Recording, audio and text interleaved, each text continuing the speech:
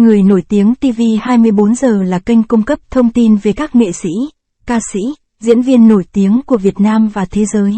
Hãy đăng ký kênh của chúng tôi để cập nhật tin tức nhanh nhất trong 24 giờ. Đàm Tùng Vận tiết lộ lý do đồng ý yêu đương với bạn trai hiện tại, fan nghe mà ấm lòng. Sau thời gian dài làm mưa làm gió trên màn ảnh nhỏ, phim truyền hình Quy Lộ, Đường Về, do Đàm Tùng Vận và Tĩnh Bách Nhiên đóng chính đã đi đến chặng đường cuối, phim mang đến cái kết đẹp dành cho các nhân vật. Một đám cưới đẹp như mơ giữa Quy Hiểu và Lộ Viêm Thần đã được tổ chức. Trong bức tâm thư chia tay đoàn phim mới đây, Đàm Tùng Vận đã tiết lộ lý do cô quyết định đọc hết kịch bản và gắn bó với Quy Lộ và Tình Mới. Phim truyền hình Quy Lộ đánh dấu sự trở lại của Đàm Tùng Vận sau Hướng Gió Mà Đi và Xin Gọi Tôi Là Tổng Giám. Phim gây sốt màn ảnh nhỏ châu Á nhờ nội dung lãng mạn, thực tế và phản ứng hóa học cực kỳ tốt của cặp đôi chính.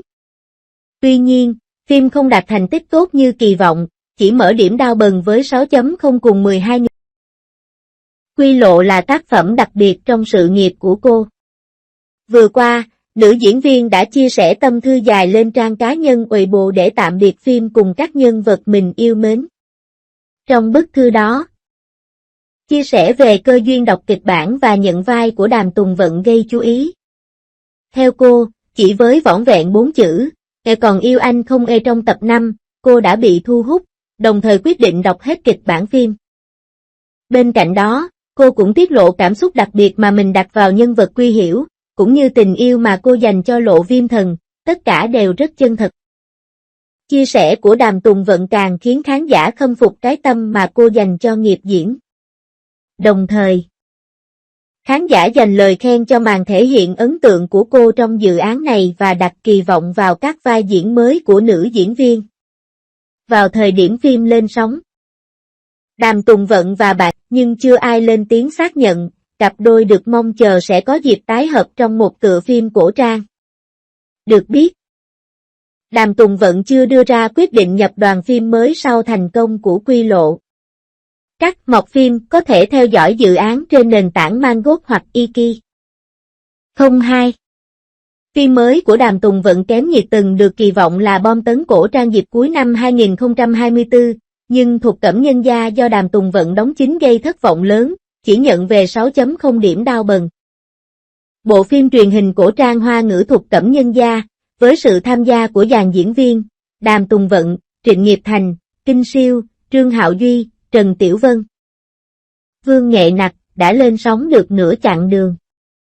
Tuy nhiên, theo Sina, độ thảo luận lẫn danh tiếng về tác phẩm không tốt như kỳ vọng. Đàm Tùng Vận và Trịnh Nghiệp Thành trong Thục Cẩm Nhân Gia đủ kéo nhịp cho phim mới. Phim chuyển thể từ tiểu thuyết cùng tên của Trang Trang. Kể về Quý Anh, Đàm Tùng Vận, tiểu thư tài năng của xưởng nhuộm Hoáng Hoa. Dù từng là thanh mai trúc mã với Triệu Thu Duyên, con trai trưởng nhà họ Triệu, cô bị gia đình anh chèn ép sau khi anh cưới tiểu thư nhà quan. Với ý chí kiên cường, Quý Anh không chỉ cứu xưởng nhuộm khỏi nguy nan mà còn tìm thấy tình yêu đích thực với Dương Tịnh Lan, Trịnh Nghiệp Thành. Tác phẩm bắt đầu phát sóng với mức nhiệt 5.000 trên nền tảng Youku và hiện đạt hơn 9.000 điểm sau 20 tập. Trên trang đánh giá phim đao bần, phim nhận về 6.0 điểm với hơn 9.300 lượt bình luận.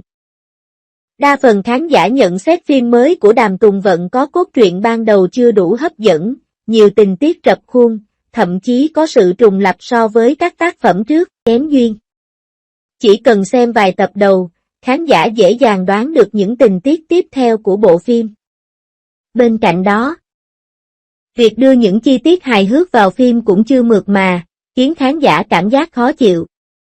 Cốt truyện của Thục Cẩm Nhân Gia xoay quanh câu chuyện nữ chính Quý Anh khởi nghiệp. Nhưng quá trình gây dựng cơ đồ của cô đa phần dựa trên sự khôn lỏi và thông minh, hoàn toàn không chuyên nghiệp. Quý Anh có thể thống lĩnh thị trường kinh doanh cổ xưa chỉ bằng vài chiêu trò trẻ con, thiếu thuyết phục. Gương mặt trẻ thơ và diễn xuất ngọt của Đàm Tùng Vận không cứu nổi phim. Đáng chê hơn, Thục Cẩm Nhân Gia ban đầu là tác phẩm về chủ đề kinh doanh, nhưng lại dần biến thành một bộ phim đạo đức gia đình đẫm máu. Với nhịp điệu hỗn loạn khiến khán giả phải cảm thán đây là bán thổ cẩm hay bán tình cảm. Ngoài ra, giống như những gia đa phần là kỹ xảo. Không khó để khán giả nhận ra những phân cảnh ekip sử dụng bối cảnh giả như trong phân cảnh giặt tơ ở đầu phim, người xem khó chịu khi hậu cảnh được dàn dựng cẩu thả. Một số chi tiết thấy rõ đồ họa khác biệt. Điểm sáng duy nhất trong phim chính là sự có mặt của Đàm Tùng Vận. Dù đã 34 tuổi, nữ diễn viên vẫn có ngoại hình trẻ trung, vóc dáng nhỏ nhắn đáng yêu. Tuy nhiên khi lên phim, việc phải hóa thân thành nữ nhân 17 tuổi vẫn khiến nữ diễn viên lộ khuyết điểm, đặc biệt là ở những góc quay trực diện. Diễn xuất của Đàm Tùng Vận trong Thục Cẩm Nhân Gia cũng thiếu tiết chế, không tạo được phản ứng hóa học với hai bạn diễn nam như mong đợi. Trong khi đó, nam chính Trịnh Nghiệp Thành bị chê bai ngoại hình, không có cảm giác cặp đôi với Đàm Tùng Vận dù anh diễn xuất khá tròn vai nhân vật Dương Tịnh Lan, chàng trai thông minh, miệng lưỡi lanh lợi, kém chân thật. Theo Quy, một điểm chí mạng khiến khán giả khó chịu với bộ phim một phần do ồn ào của nam phụ Trương Hạo Duy. Trong phim, nam diễn viên vào vai Triệu Tu Duyên, vị hôn phu của nữ chính.